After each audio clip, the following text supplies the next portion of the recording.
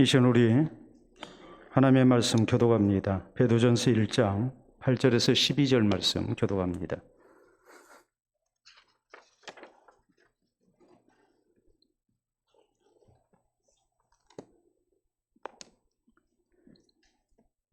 베드로전서 1장 8절에서 12절 말씀 교독합니다. 예수를 너희가 보지 못하였으나 사랑하는도다. 이제도 보지 못하나 믿고 말할 수 없는 영광스러운 즐거움으로 기뻐하니 이 구원에 대하여는 너희에게 임할 은혜를 예언하던 선지자들이 연구하고 부지런히 살펴서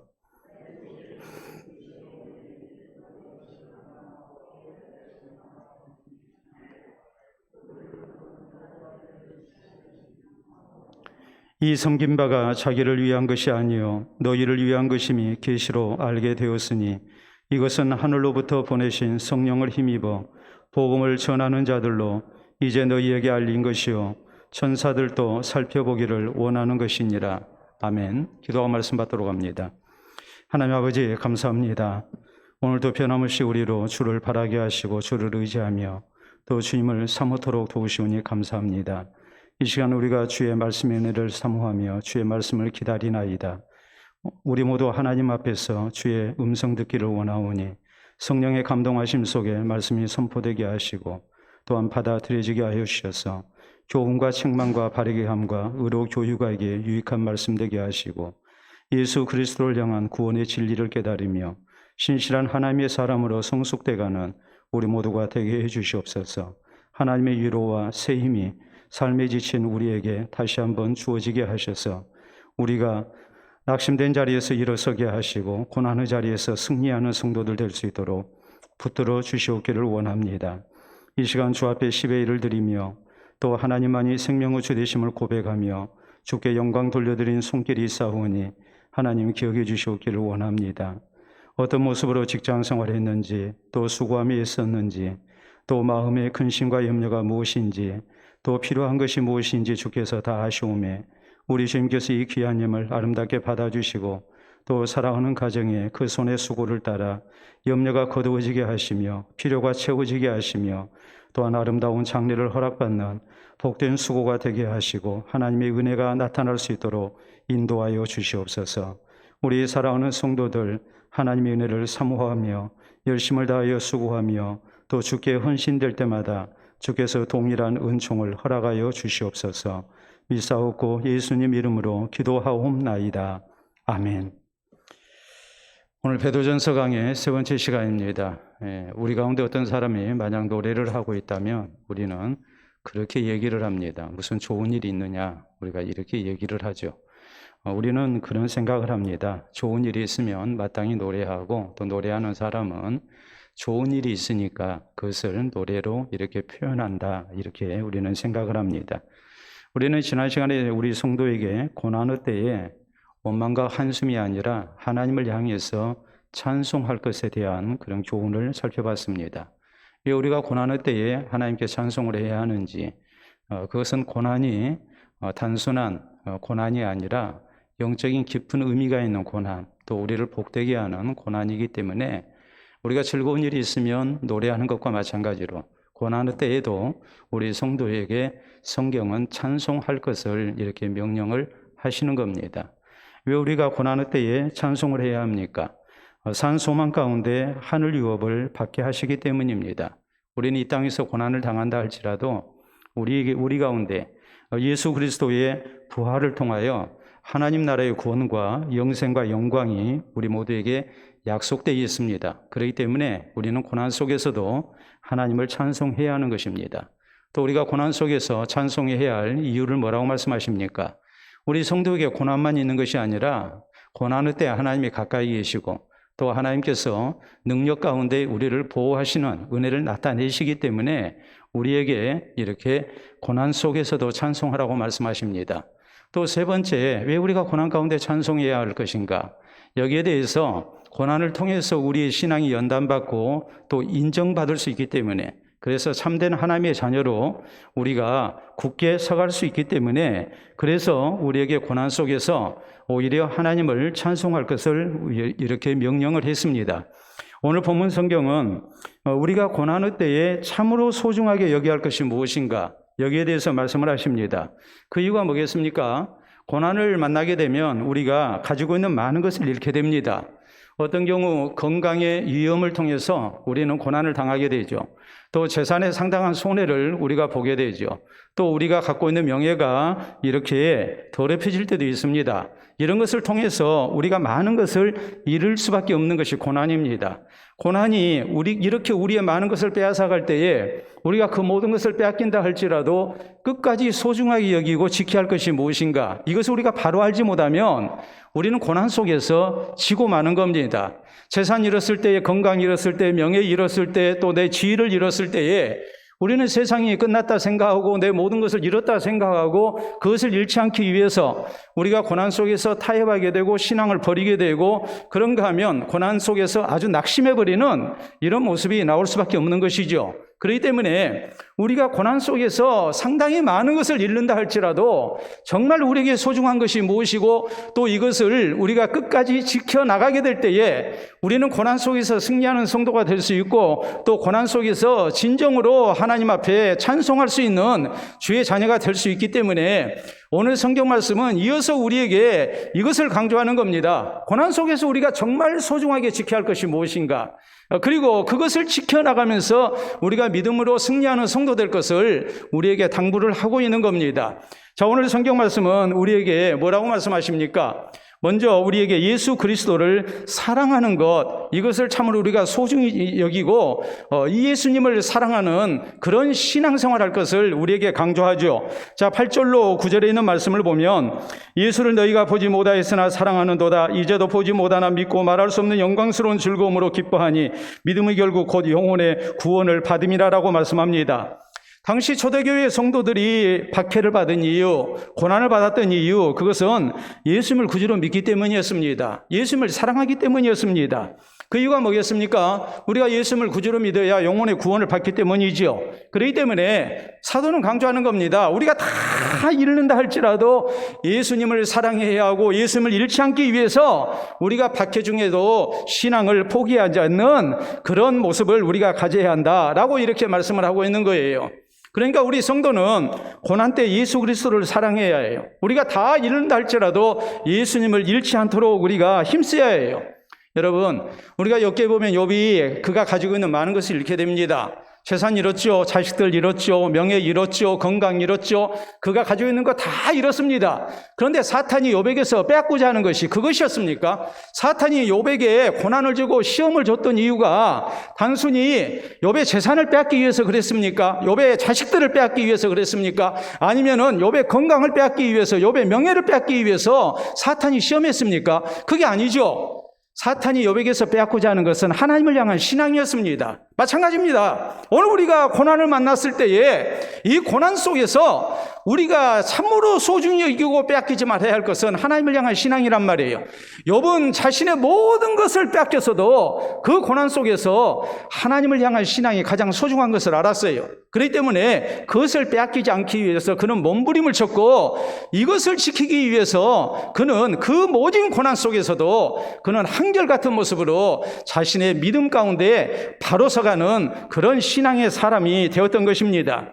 우리 예수님께서 베드로가 예수님 3번 부인하고 그가 비겁한 모습을 보였을 때에 베드로 나중에 찾아가십니다. 그리고 요한복음 21장에 베드로에게 물으시죠. 네가 나를 이 사람들보다 더 사랑하느냐? 여러분, 예수님이 베드로에게 물으실 말씀이 많거든요. 너 나 왜 3번이나 부인했느냐? 내가 기도하라 하지 않았느냐? 왜 기도 안 했더냐? 뭐 이런 식으로 베드로에게 얼마든지 그 잘못을 추궁하시고 깨닫게 하실 수 있어요. 그런데 예수님은 그렇게 말씀 안 하셨어요. 네가 이 사람들보다 나를 더 사랑하느냐? 이걸 3번을 물으십니다. 왜 예수님께서 그렇게 물으셨을까요? 물론 예수님께서 온유하신 분이기 때문에, 또 제자들을 사랑하시기 때문에, 또 예수님이 지혜로우신 분이기 때문에 예수님은 베드로의 체면을 생각해서 그런 식으로 돌려서 말씀하셨다. 우리가 물론 그렇게 해석을 하고 받아들입니다. 절대 잘못된 그런 해석이 아닙니다. 맞습니다. 그러나 또 한편으로 생각하면 예수님의 이 말씀이 언중유골이란 말이에요. 말 속에 뼈가 있어요. 그 말씀이 뭐겠습니까? 너 정말로 나 사랑했느냐? 네가 정말로 나를 사랑했다면 네가 나를 부인하지 않았을 것이다. 너의 사랑을 다시 한번 점검해 봐야 하지 않느냐. 너 정말로 나를 진실되게 사랑해야 한다. 그 사랑 있지 않냐면 너 앞으로 나를 또 부인할 수밖에 없는 것이고, 어려운 일 만나면 네가 가지고 있는 거 빼앗기지 않기 위해서 또 나를 부인하고 나를 버리게 될 것이다. 이것을 예수님께서 은연중에 말씀하신 것 아니겠습니까? 사도 바울은 빌립보서 3장에 이렇게 고백합니다. 내 주 예수 그리스도를 아는 지식이 가장 고상하기 때문에 내가 세상의 모든 부귀영화를 배설물로 여겼다. 이렇게 말씀을 하고 있어요. 뭐가 가장 소중한가를 아는 사람이었어요. 그렇기 때문에 별로 소중하지 않은 그것을 얼마든지 버릴 수 있었고, 진실된 예수 그리스도의 제자로 고난 속에서도 평생에 주님을 따르며 신앙을 지켜나가는 사도가 될 수 있었던 것입니다. 우리가 잘 아는 초대교회 유명한 지도자인 어거스틴이 꿈을 꿨습니다. 꿈에 주님을 사모하는 마음으로 간절히 기도하다가 잠깐 잠이 들었는데 주님께서 어거스틴에게 이렇게 질문하십니다. 나의 아들아, 너는 나에게 무엇을 원하느냐? 그랬어요. 얼마나 하나님의 은혜를 간절히 사모했던지 기도하다가 이제 밤새워 기도하다가 잠깐 이렇게 조는 사이에 그때 꿈에 주님을 만난 거예요. 너 나에게 도대체 무엇을 원하느냐? 뭘 원하기에 그렇게 밤새워서 나에게 기도하느냐? 그럴 때 어거스틴은 이렇게 대답합니다. 주님, 나는 아무것도 원하지 않습니다. 난 오직 주님만 원합니다. 주님만 원합니다. 여러분, 이 신앙이 우리에게 있어야 한다는 말이에요. 주님만 원해야 우리가 끝까지 신앙을 지켜나갈 수가 있어요. 근데 우리는 주님만 원하는 게 아니라 주님 외에 원하는 게 너무 많아요. 그리고 그것을 얻기 위해서 우리는 어떤 경우 주님을 버려버려요. 왜냐하면 신앙적 가치관이 잘못됐기 때문에 그래요. 18세기에 독일 경건주의 지도자인 친젤돌프 백작이 있었습니다. 이 사람이 자신의 모든 부귀영화를 버리고 예수 그리스도의 복음을 전하기 위해서 헌신됩니다. 사람들이 그에게 물었습니다. 도대체 당신이 가지고 있는 백작의 지위, 귀족의 지위와 또 명예, 그리고 그 많은 재산들 다 포기하고 이렇게 그리스도의 복음을 전하기 위해서 헌신됐는데 도대체 당신의 꿈은 무엇입니까? 당신의 인생 목표, 야망은 도대체 무엇입니까? 그랬어요. 그럴 때 이 친첸돌프 백작은 이런 대답을 합니다. 내 꿈, 내 야망은 오직 그리스도뿐입니다. 그랬어요. 오직 예수님 한 분이었어요. 예수님 한 분만을 바라며 그는 예수님 한 분으로 만족했고 예수님만을 증거하기를 원했어요. 왜요? 세상의 모든 것 가운데 가장 가치 있는 그것은 바로 예수님이시기 때문에 그렇습니다. 예수 그리스도를 통해서 우리에게 주어지는 구원이기 때문에 그런 거예요. 그렇기 때문에 신앙경은에 이런 말을 합니다. 가치관이 회개해야 진짜 중생한 것이고 진짜 그리스도인이다라고 말을 해요. 가치관이 회개해야 해요. 근데 우리는 세속적인 가치관을 그대로 가지고 신앙생활을 합니다. 그걸 포기하지 못합니다. 그리고 신앙을 이용해서 우리는 하나님의 복주심으로 내가 가지고 있는 세속적인 가치관이 구체적으로 내게 열매로 나타나기를 원합니다. 그러니까 신앙이 기복신앙이 되고 마는 것이죠.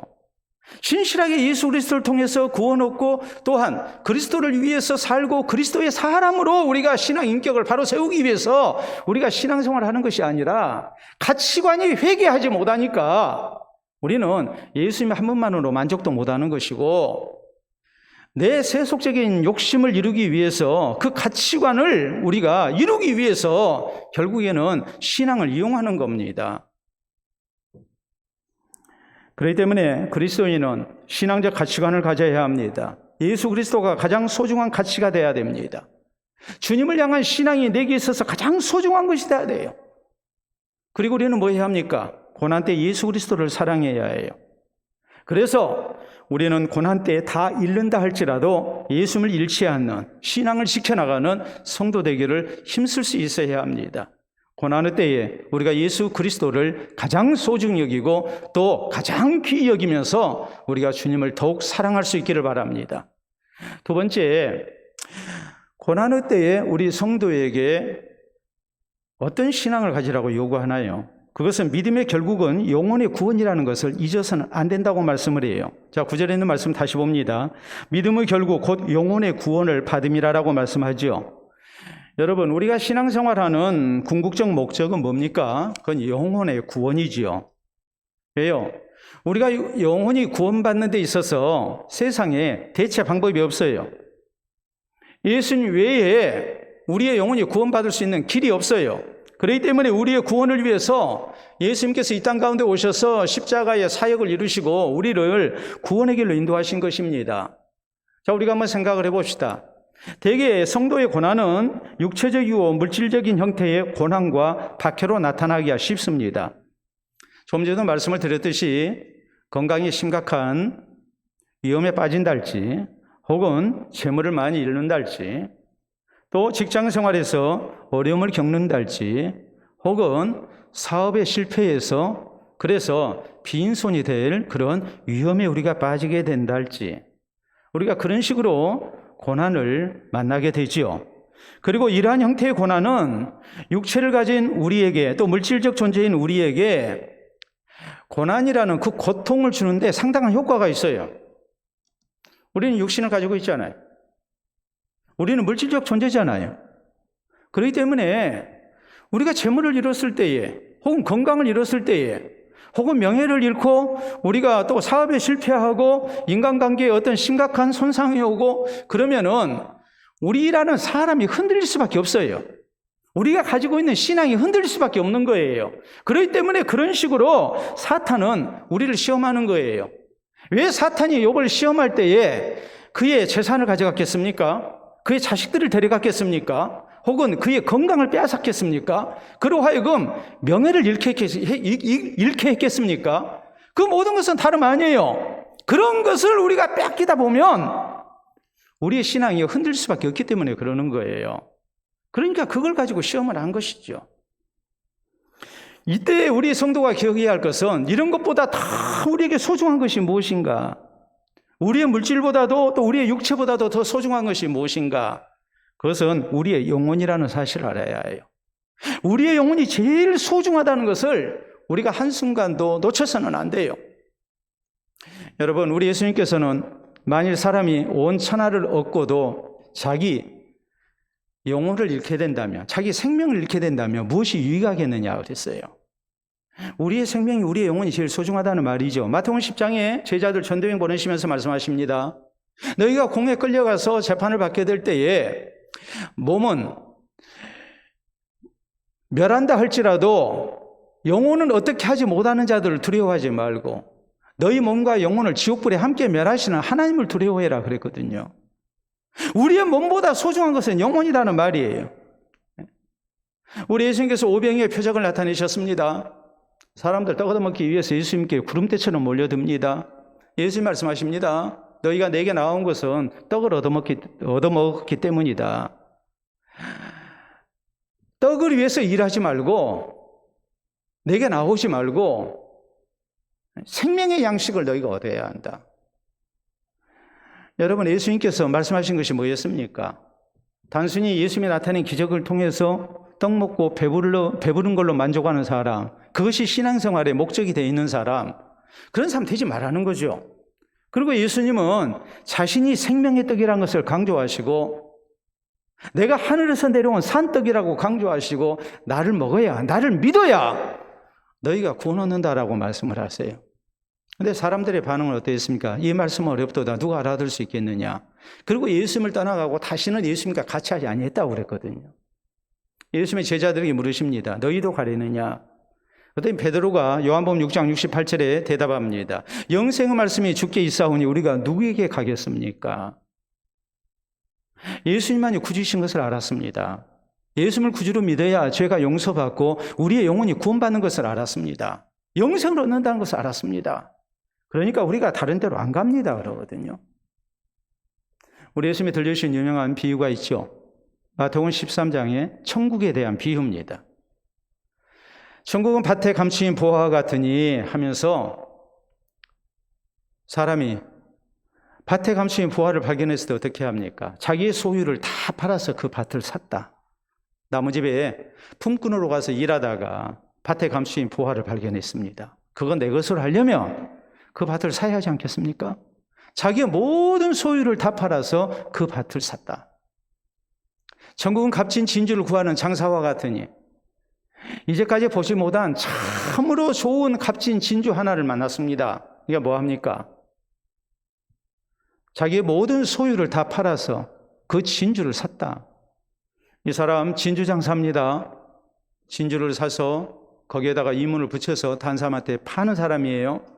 그런데 지금까지 구경하지 못한, 앞으로도 절대로 두 번 다시 보지 못할 참으로 아름다운 진주를 만났습니다. 이건 다른 사람한테 팔 수 없었습니다. 자기의 모든 소유를 팔아서 그것을 자기 것으로 했다고 성경은 말씀하십니다. 예수님의 이 비유가 뭐겠습니까? 우리가 구원의 가치를 제일 소중하게 여겨야 한다는 말이에요. 내 모든 것을 잃는다 할지라도 우리가 예수 그리스도를 통한 영혼의 구원, 그것은 우리가 놓치지 말아야 한다는 말이에요. 초대 한국교회에서 우리나라 선교 초기에 있었던 일이죠. 그때는 화폐 가치가 지금과 다르기 때문에 이론은 굉장히 큰 거금이었습니다. 쌀이 몇 전 할 때니까, 쌀 한 가마에. 근데 선교사들이 예수 믿고 구원받으세요, 구원받으세요 하니까 우리가 잘 아는 우스개지 않습니까? 근데 실제 있었던 일이거든요. 구원이라고 그러니까 교회 가면 구원을 줄 줄 알았어요. 선교사들이 복음을 전하면서 말했던 구원은 그 구원이 아니에요.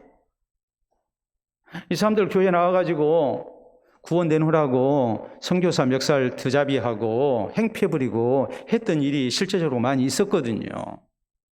여러분, 근데 오늘날도 역시 그런 문제가 우리에게 있죠. 예수 그리스도를 구주로 믿고 우리가 신앙생활하는 가장 소중한 것이, 그 목적이 우리의 영혼이 구원받기 위한 것이 돼야 되는데, 세상에 인생 목표를 이루기 위해서 우리가 물질적인 대가를 바라고 신앙생활하는 경우가 많이 있다 이 말이에요.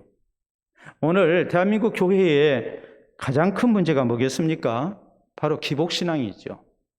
신앙생활하는 목적이 영혼의 구원이 아닙니다. 이러면 어떤 문제가 생기겠습니까? 고난의 때에, 또 우리가 신앙 때문에 손해봐야 할 때에 우리가 쉽게 신앙을 버리고 말죠.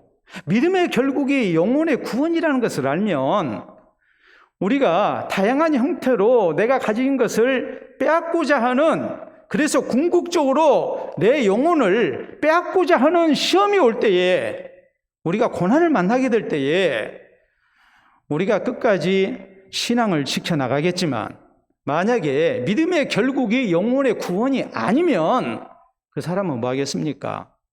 신앙을 버리게 되죠. 고난 앞에 타협하게 되죠. 미국의 닉슨 대통령 당시에 최측근 신복이었던 사람이 바로 찰스 콜슨이라는 사람입니다. 이 사람에 대해서 1971년에 신문 기자의 평가는 이렇게 나왔어요. 이 사람은 대통령의 투사다. 그 정도로 이 찰스 콜슨은 닉슨 대통령의 보좌관으로서 대통령을 위해서 수단과 방법을 안 가리는 사람이었어요. 결국에 워터게이트 사건을 일으키게 되죠. 민주당 전당대회가 워터게이트 호텔에서 열렸는데 거기에 불법 도청 장치를 해가지고 이렇게 불법적인 일을 저지른 겁니다. 이것 때문에 결국 찰스 콜슨은 감옥에 가고 닉슨 대통령은 탄핵의 위험 속에서 이제 사임을 하고 말죠. 참 부끄러운 대통령이 되고 말았잖아요. 근데 이 사람이 어떤 사람이었느냐? 이 사람은 세상 부귀영화만이 최고라고 믿었던 사람이에요. 그렇기 때문에 목적을 이루기 위해서 수단과 방법을 가리지 않는 사람이었어요. 근데 감옥에 들어가고 난 다음에 비로소 내가 인생을 잘못 살았다는 것을 깨달았어요. 그리고 이 사람이 감옥에서 진실되게 예수님을 구주로 영접하게 됩니다. 중생하고 거듭났습니다. 그리고 감옥에서 나오고 난 다음에 쓴 아주 유명한 책이 있어요. 그게 뭐냐면 거듭나야 한다라는 책이에요. 중생에 대한 책이었어요. 그리고 그는 유명한 전도자가 됐어요. 이전에는 세속적인 영광이 세상의 것이 가장 소중한 가치라고 믿었던 사람이에요. 그리고 신앙생활을 하지 않았어요. 그런데 모든 것을 잃고 난 다음에 곰곰이 생각해 보니까 그건 잘못된 것이었어요. 예수 그리스도를 진실되게 구주로 믿고 중생한 하나님의 백성으로서 구원 얻은 것 이상 더 소중한 것이 없다는 것을 알았어요. 그래서 이제는 세상 영광을 위해서 사는 사람이 아니라 예수 그리스도의 복음을 증거하기 위해서 사는 사람으로 놀라운 그런 변화를 경험하게 된 것입니다.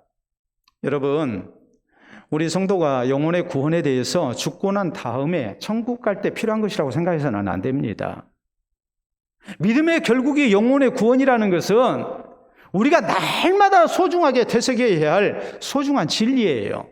고난의 때에 더더욱 우리가 소중하게 우리 기억해내야 할 진리예요.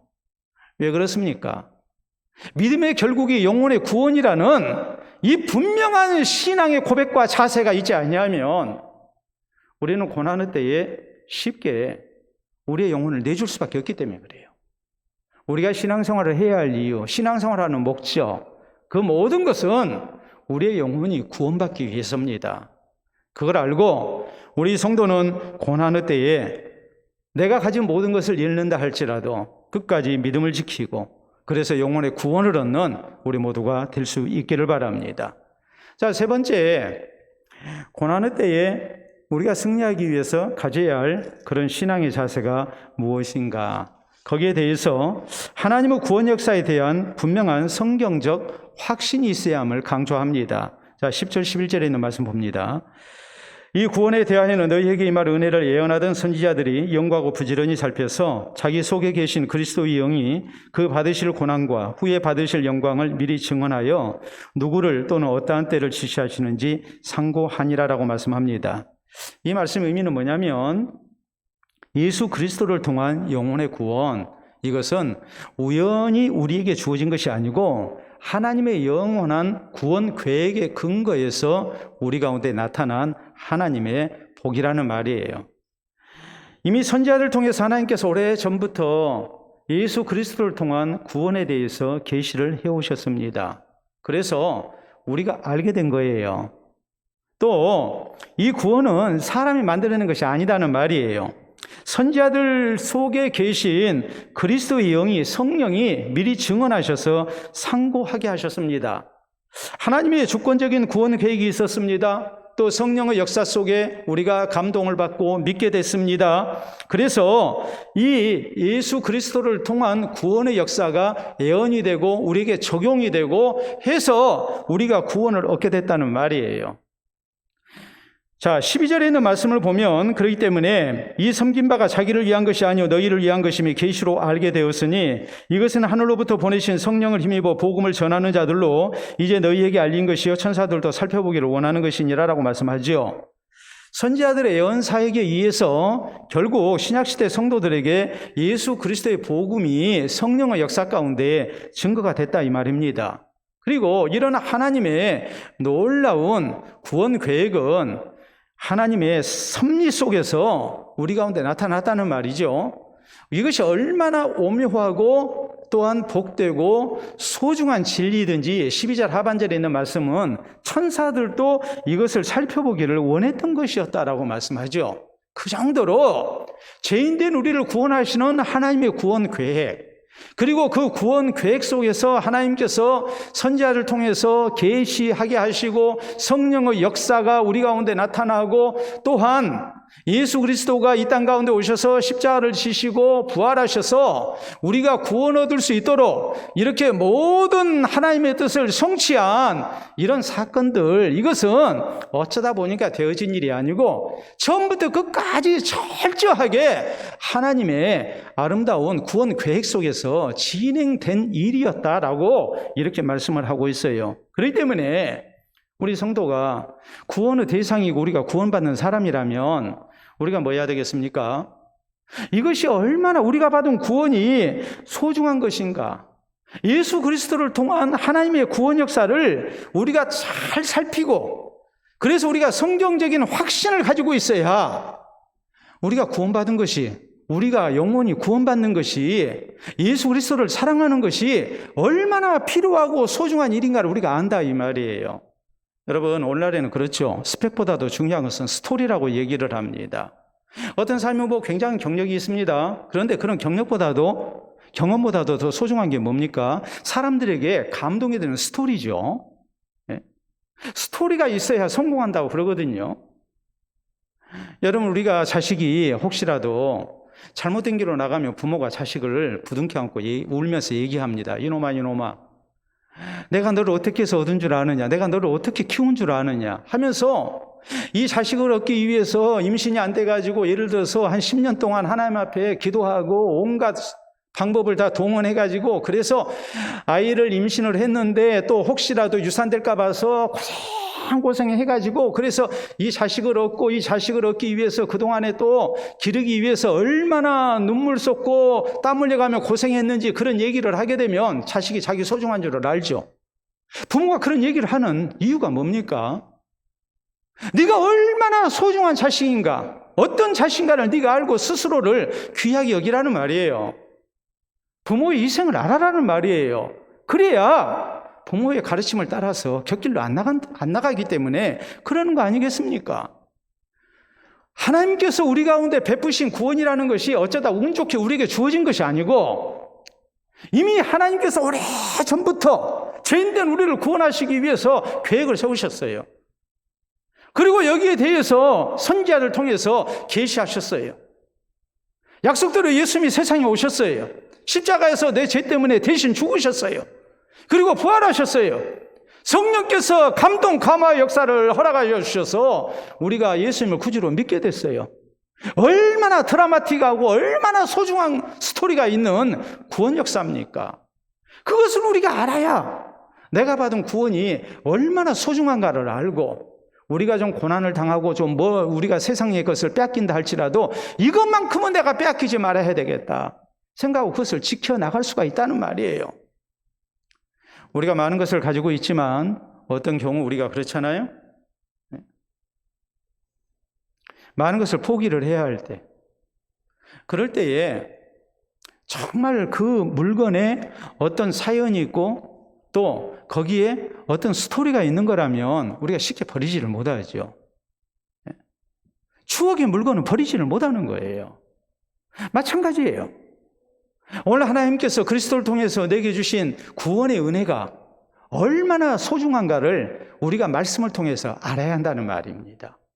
그래야 그 사람이 믿음 가운데 굳건히 서가고 고난 속에서도 그리스도를 통해서 성령의 감동하심을 통해서 이미 하나님께서 오래전에 계획하신 가운데 내게 허락하신 이 구원의 은총을 소중히 여기는 사람이 되고 그것을 포기하지 않는, 그것을 끝까지 지켜나가는 사람이 된다 이 말이에요. 우리가 성경에 보면 엠마오상에 두 제자가 나옵니다. 이 사람들은 예수님께서 십자가에 달려 죽으시니까 이제 모든 것이 끝났다고 생각하고 자기들에게 닥치게 될 박해를 피해서 예루살렘을 떠나서 엠마오라는 시골로 피난 가고 있었던 사람들이었어요. 그들 가운데 부활하신 예수님이 나타나십니다. 여러분, 예수님께서 자신의 부활을 증거하시는 가장 쉬운 방법은 뭐겠습니까? 백문이 불여일견이죠. 100번 듣는 것보다 한번 보여주는 게 낫잖아요. 근데 주님은 그렇게 말씀 안 하셨어요. 이 두 사람에게 예수님은 성경에 선지자들 통해서 그리스도가 이 땅 가운데 오셔서 십자가의 고난을 당하시고 부활하실 것에 대해서 약속된 성경 말씀을 가지고 설명을 하십니다. 그럴 때 저들의 눈이 밝아졌어요. 그리고 부활하신 예수님을 알아보게 되고 저희는 엠마오로 피난 가던 발걸음을 돌이켜서 예루살렘으로 다시 들어갑니다. 그리고 부활하신 예수님을 만났다고 증거하죠. 왜 예수님께서 부활하신 몸을 보여주셔서 자신의 부활을 믿게 하신 것이 아니라 기록된 성경 말씀을 가지고서 설명을 하셨겠습니까? 하나님의 말씀, 구원의 진리를 바로 알고 있으면 그 사람은 절대 흔들리지 아니에요. 그러니까 예수님께서는 말씀을 통해서 가르쳐 주시고 확신을 갖게 하신 거예요. 우리가 그런 경우를 많이 보죠. 여러분, 성경은 에베소서 4장 12절 이하에 우리에게 말씀합니다. 믿는 것과 아는 것이 하나 돼서 잘못된 가르침이나 미혹의 역사 속에서 흔들리지 말아야 한다. 진리의 말씀을 우리가 바로 알고 있어야 우리가 신앙이 든든히 서가고 고난 속에서 흔들리지 아니한 겁니다. 사도행전 17장에 나와 있는 베레아 교회를 생각해 보세요. 베레아 교회에 유대인들이 얼마나 박해했습니까? 그런데 베레아 교회 성도들은 흔들림 없이 믿는 자들이 더 많아집니다. 그 이유가 뭐였습니까? 성경이 그러한가 날마다 상고했다고 그랬거든요. 하나님의 말씀을 연구하고 살피니까 이것이 정말 진리구나. 예수님을 구주로 믿어야 되겠구나.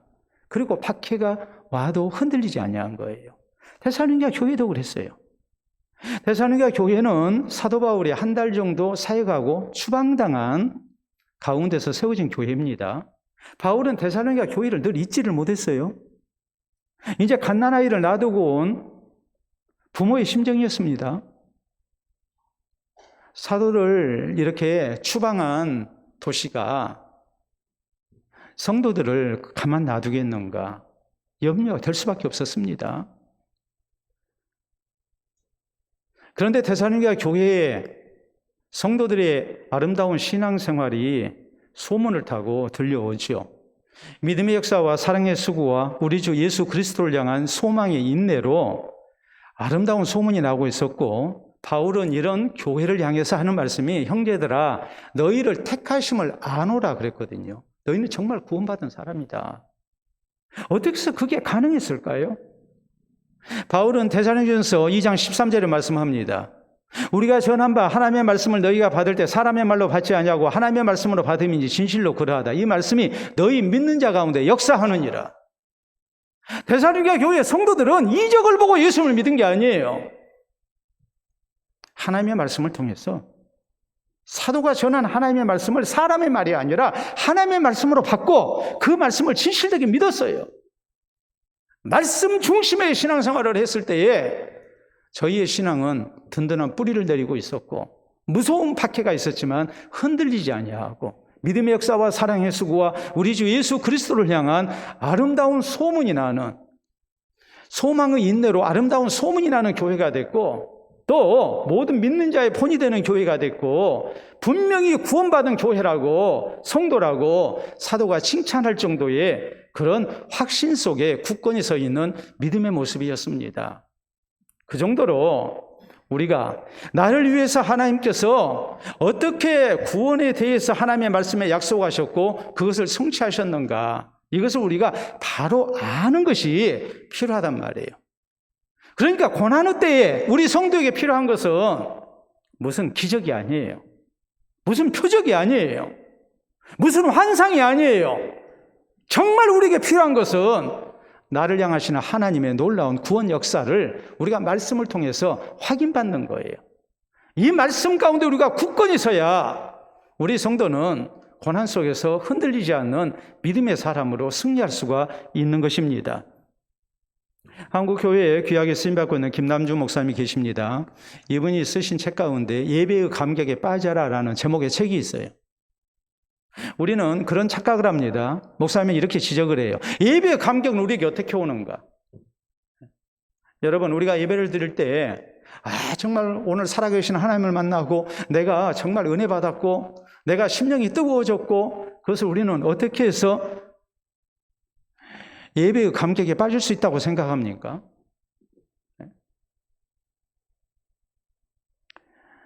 어떤 사람은 찬양이라고 생각합니다. 찬양 열심히 하죠. 찬양하는 것이 은혜 받지 못한다는 말은 아니에요. 그러나 예배의 감격은 찬양이 아니에요. 예배의 감격은 뭐냐 했을 때에 예배의 감격은 바로 하나님의 말씀이에요. 여러분, 오늘날 교회들이 더구나 코로나 시대 때 영상 예배를 보면 더더욱 그렇습니다. 설교 시간은 점점 짧아지고, 그리고 앞뒤에 순서들이 많아요. 그래서 제가 주일날 저녁에 후배 목사하고 얘기를 하면서 그런 얘기를 했어요. 우리가 식당에 음식을 먹으러 가면 메인 요리를 먹으러 가지 에피타이저를 먹고 디저트를 먹기 위해서 가는 건 아니다.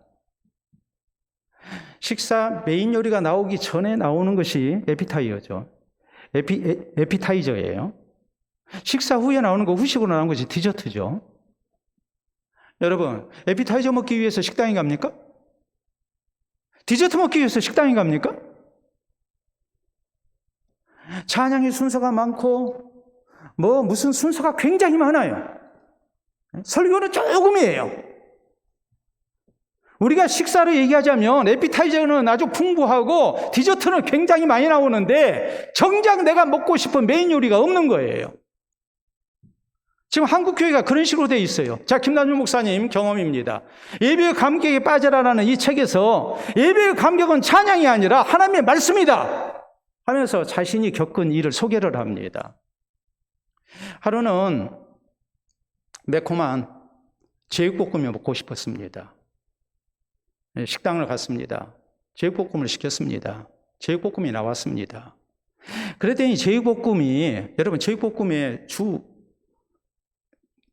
재료가 뭐가 돼야 합니까? 제육볶음의 주 재료가 뭐가 돼야 합니까? 제육이죠. 돼지고기죠. 그런데 거기 보니까 양파, 또 대파, 거기에다가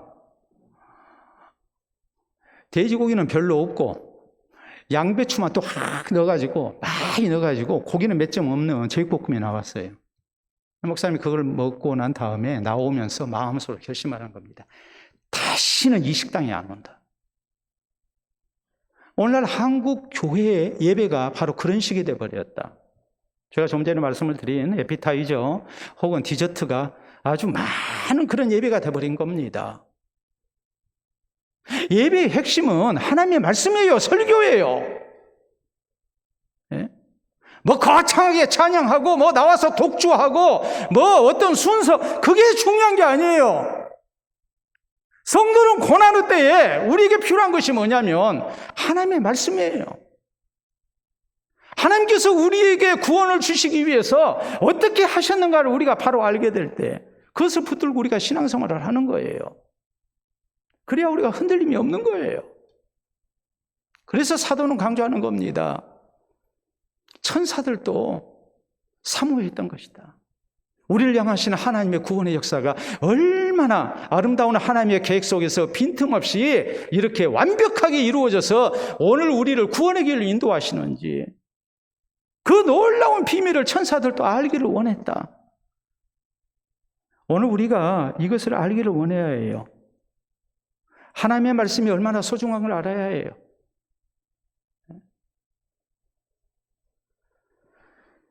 우리에게 있어서 가장 소중한 그것은 하나님의 말씀을 통해서 우리가 예수님을 알게 되고 또한 예수님이 나의 구주이신 것을 알게 되고 나를 향하시는 하나님의 사랑을 아는 겁니다. 그래서 우리가 구원받는 거예요. 하나님의 말씀을 통해서 우리가 성숙한 신앙 인격을 가져요. 또 하나님의 말씀을 통해서 우리가 순종하게 될 때 약속하신 복을 누리는 거예요.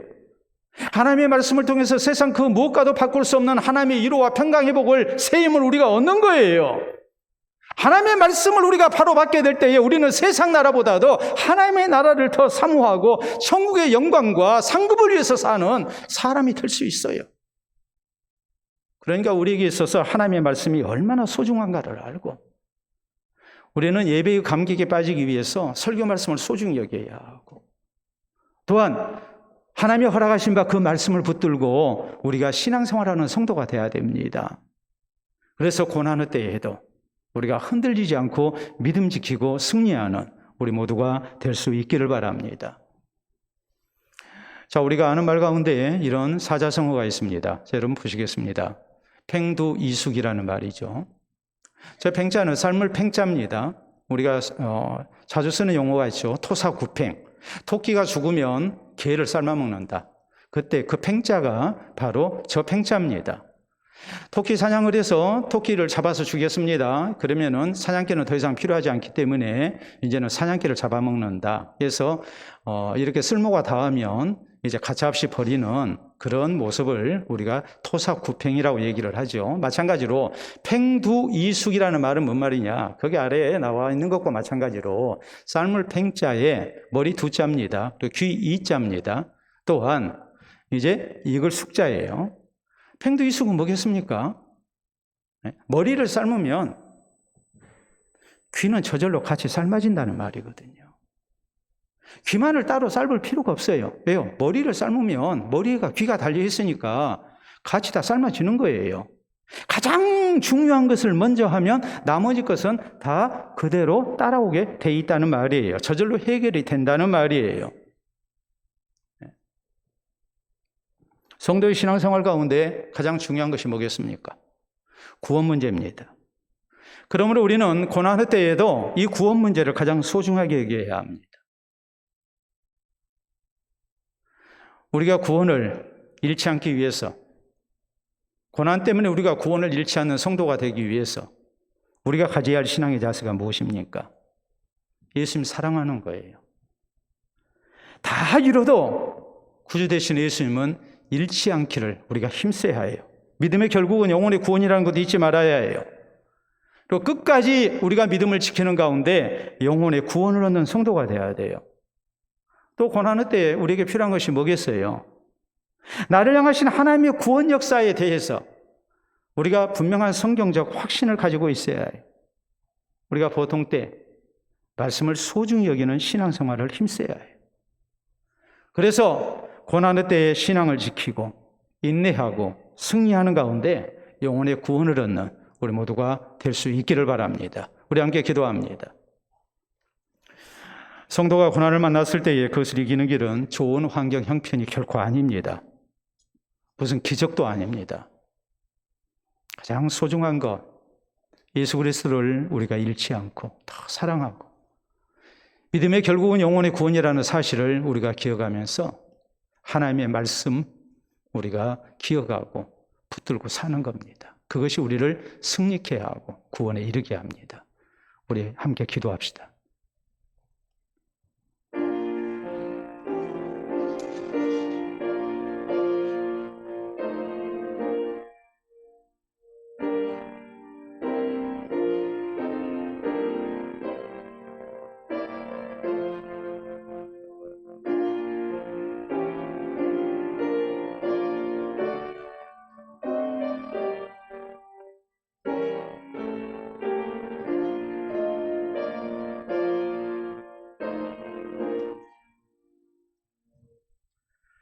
이 시간도 살아계신 우리 아버지 은혜를 진심으로 감사합니다.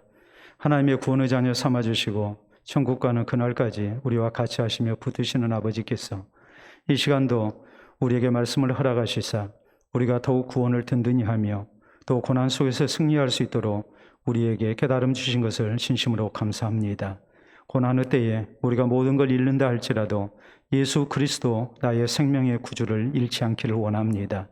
믿음의 결국이 우리의 영혼의 구원에 있음을 우리가 분명히 기억하며 세상의 많은 것을 잃는 고난을 당한다 할지라도 우리가 더욱더 예수 그리스도를 사랑하며 그리스도를 통한 우리의 구원이 더욱더 든든해지기를 원합니다.